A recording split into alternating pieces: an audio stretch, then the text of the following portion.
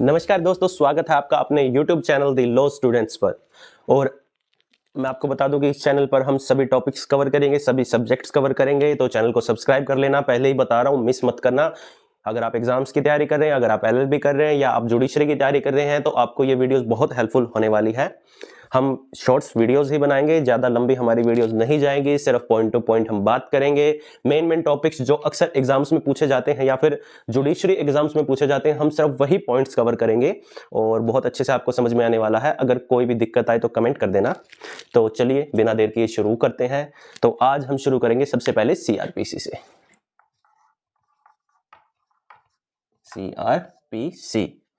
CRPC मतलब criminal procedure code और year है 1974।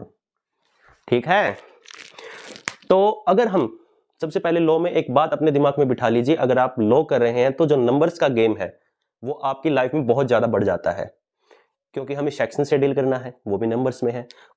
केस लॉज के ईयर है, वो भी नंबर है। तो नंबरों का बहुत बड़ा एक रोल होगा और जो ये नंबर होते हैं ना, ये सिर्फ हम प्रैक्टिस से ही याद रख सकते हैं। तो नंबरिंग से स्टार्ट कर देते हैं। तो सबसे पहले कोई भी हम एक्ट पढ़ते हैं तो सबसे ज्यादा जो जरूरी अक्सर एग्जाम से में पूछा जाता है कि सबसे पहले प्रेसिडेंट की एसेंट कब मिली और दूसरा इनफोर्समेंट। आप कोई भी लॉ उठा लीजिए, इस क्वेश्चन को आपको हर एग्जाम में टैकल करना पड़ेगा। अब ये डिपेंड करता है कि वो CRPC के बारे में पूछ रहा है, IPC के बारे में पूछ रहा है या TPA के बारे में पूछ रहा है। तो ये एक बहुत इंपॉर्टेंट क्वेश्चन होता है हमेशा, इसको कभी भी मत छोड़ना कि कब इन्फोर्समेंट में आया, कब उसको एसेंट मिली। तो जो इसको एसेंट मिली थी वो मिली थी 25 जनवरी 1974 और जो ये इन्फोर्समेंट में आया वो आया 1 अप्रैल 1974। सबसे इंपॉर्टेंट क्वेश्चन है दोस्तों। उसके बाद जो सबसे इंपॉर्टेंट क्वेश्चन बनता है दूसरा, कि इसकी एप्लीकेबिलिटी क्या है, मतलब कहां पर ये लागू होता है। क्या ये पूरे इंडिया में लागू होता है, या ये इंडिया के किसी एक पार्ट में लागू होता है, या ये इंडिया के किसी पार्ट में लागू नहीं होता है। तो सेक्शन 1 जो होता है, सेक्शन 1, अगर सेक्शन 1 आप किसी भी कोड का उठाएंगे तो वो आपको बताएगा उसकी एप्लीकेबिलिटी की वो कहां कहां पे एप्लीकेबल हो रहा है। तो जो CRPC है ये हमारा पूरे इंडिया पे लागू होता है, लेकिन इसके अंदर एक बहुत इंपॉर्टेंट पॉइंट है जो 99% स्टूडेंट्स मिस कर देते हैं। वो पॉइंट क्या है देखिए, मैं इसके आपको चैप्टर बताता हूं। चैप्टर नंबर 8, चैप्टर नंबर 10 और चैप्टर नंबर 11। ये जो चैप्टर है, इन चैप्टर्स को छोड़ के दोस्तों ये कोड इंडिया के उन 2 पार्ट्स में एप्लीकेबल नहीं है। और वो कौन से पार्ट हैं इंडिया के?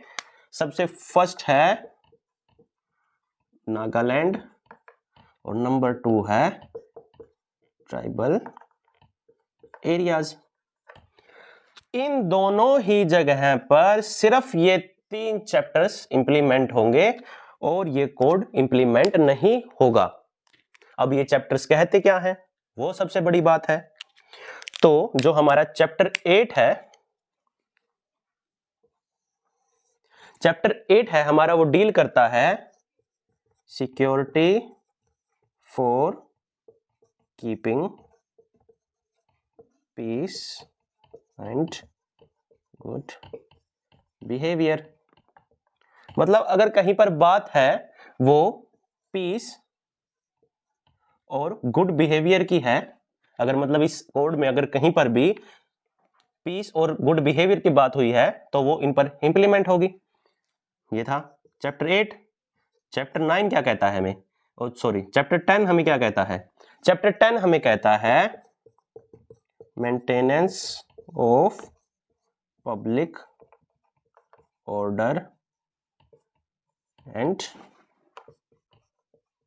ट्रायंगुलिटी। अब ट्रायंगुलिटी का क्या मतलब है? ट्रायंगुलिटी का मतलब है शांति। क्या मतलब है दोस्तों? शांति।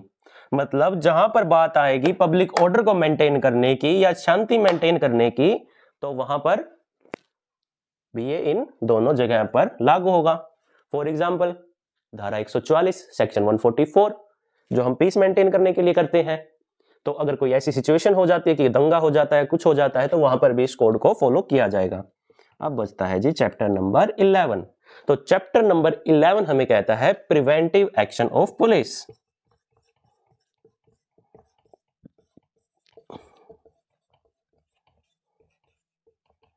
देखो, अगर पुलिस कोई ऐसा एक्शन ले रही है, यानी कि मतलब कोई घटना को होने से रोक रही है, यदि उसके लिए कोई प्रोसीजर बताया गया है तो वो भी इन दोनों स्टेट्स पर इंप्लीमेंट होगा। ठीक है दोस्तों, ये तो हमारा इंट्रोडक्शन। अब इससे के बाद आता है मीनिंग। अब हमने इंट्रोडक्शन कर लिया, लेकिन सीआरपीसी होता क्या है? सबसे मेन बात, ये तो अभी हमने इसका बैकग्राउंड किया है कि कब प्रेसिडेंट की असेंट मिली, कब इन्फोर्समेंट में आया, कहाँ लागू होता है, कहाँ नहीं होता। अब सबसे बड़ी बात आती है मीनिंग। मतलब क्या है सीआरपीसी का? तो मीनिंग जानने से पहले हम सबसे पहले करेंगे एक केस है संग्राम सिंह वर्सेस इलेक्शन ट्रिब्यूनल। ये जो केस है दोस्तों, ये बहुत इंपॉर्टेंट केस है, लैंडमार्क केस है सीआरपीसी का। क्यों है? देखिए, इस केस में कोर्ट ने दो बातें बोली। सबसे पहले बोली जस्टिस, और दूसरी वाली बात की टू ब्रिंग एट एंड। ठीक है, अब मैंने केस क्यों लिखा और ये दो बातें क्यों बोली? क्योंकि दोस्तों जो सीआरपीसी है ना, ये एक मैकेनिज्म है किस चीज का? For the enforcement of criminal law.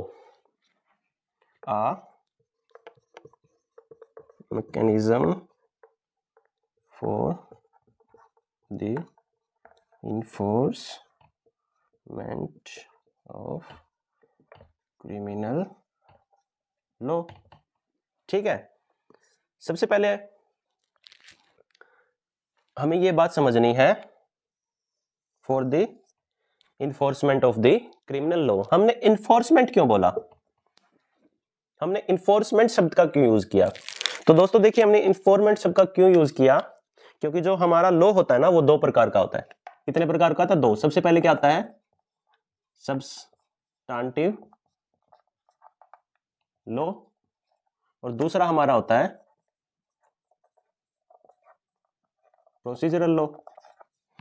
अब ये क्या है? सब्सटेंटिव लॉ क्या है और प्रोसीजरल लॉ क्या है? ठीक है, ये चीज समझने के लिए एक एग्जांपल लेते हैं। सपोज ए ने कर दिया बी का मर्डर, कत्ल कर दिया भाई, कत्लेआम कर दिया है। अब कत्लेआम कर दिया है तो कत्लेआम के लिए हमने आईपीसी पढ़ी है, सेक्शन नंबर 302 मर्डर। बच्चे को पता है भाई, गाने बहुत आ रहे हैं आजकल, 302 लगवावेगी के मतलब मर्डर। तो हमें इससे क्या पता चला कि ए ने बी का कर दिया है मर्डर, तो इसको होगी 10 साल की सजा। हमें ये कैसे पता चला कि ये मर्डर है और ये 302 में आएगा और इसकी सजा 10 साल है? ये हमें पता चला आईपीसी से। किससे पता चला? आईपीसी से। मतलब आईपीसी क्या होगी? सब्सटेंस होगी, जहां से हमें पता चला। तो आईपीसी हो गया सब्सटेंटिव लॉ। अब भाई इसने ए ने बी का मर्डर कर दिया, अब आगे क्या? आगे भी तो कार्रवाई होगी कुछ। तो आगे क्या होगा भाई? सबसे पहले पुलिस क्या करेगी? एफआईआर लॉन्च करेगी। एफआईआर के बाद क्या होगा? अरेस्ट करेगी। अरेस्ट के बाद क्या होगा? इंक्वायरी होगी। इंक्वायरी के बाद क्या होगा? ट्रायल होगा। ट्रायल के बाद क्या होगा? डिसीजन देगा जज।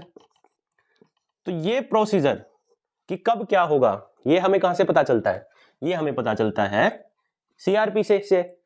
तो ये क्या हो गया? ये हो गया प्रोसीजर। तो सीआरपीसी क्या हो गया? एक प्रोसीजरल लॉ है। तो सीआरपीसी क्या है?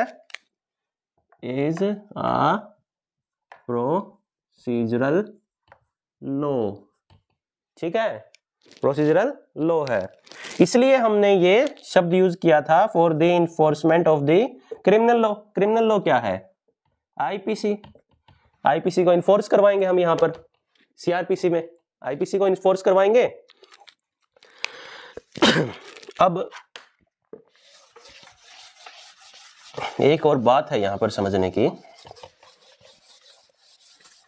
देखिए लॉ में सबसे जरूरी क्या होता है? जस्टिस। क्या जरूरी होता है? जस्टिस चाहिए। और दूसरी बात इंपॉर्टेंट क्या है कि कोई चीज अपने एंड पर आए। तो इस केस में हमारी माननीय सुप्रीम कोर्ट ने कहा था कि सीआरपीसी का मेन मकसद है एक तो जस्टिस, चाहे वो ऑफेंडर हो या फिर वो कौन हो ऑफेंडर के अलावा, अदर पार्टी, ठीक है, चाहे वो ऑफेंडर हो या फिर वो विक्टिम हो। कौन हो? विक्टिम हो। अब इसको भी गलत सजा नहीं मिलनी चाहिए, या फिर ये बिना इंसाफ के भी नहीं रहना चाहिए, भाई इसको भी इंसाफ मिलना चाहिए। तो अब ये कैसे डिसाइड करें कि ये गिल्टी है या नहीं, या इसको इंसाफ मिलना चाहिए या नहीं? तो वो चीजें होती हैं थ्रू प्रोसीजर। कोर्ट के अंदर कार्रवाई चलती है, उसके अंदर एविडेंसेस पेश होते हैं, उसके अंदर गवाहियां होती है, और उसके बाद जो जज है वो अपना जुडिशियल माइंड अप्लाई करके एक डिसीजन लेता है, तो जस्टिस मिलता है। और डिसीजन लेता है तो मतलब कोई केस, अगर जज ने अपना डिसीजन ले लिया, ठीक है, अब डिसीजन में दो चीजें आती है, या तो ऑफेंडर क्या हो जाएगा? एक्विटल हो जाएगा। एक्विटल क्या होता है? बाइज्जत बरी, बाई इज्जत बरी कर दिया जाएगा। या फिर क्या हो जाएगा?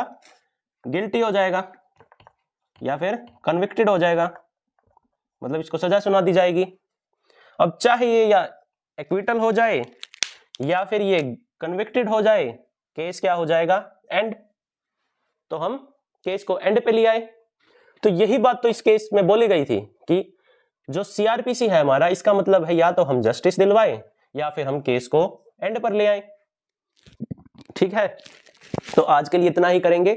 हमने आज दो बातें की हैं। सबसे पहले इंट्रोडक्शन किया है, उसके बाद मीनिंग किया है, हमने एक केस लॉ भी समझा है, संग्राम Singh versus election tribunal.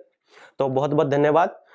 Channel को सब्सक्राइब कर लीजिए ताकि हम आगे के टॉपिक्स ऐसे ही ब्रीफली करेंगे। अगर आपको वीडियो पसंद आई है तो वीडियो को शेयर कर देना। Thank you.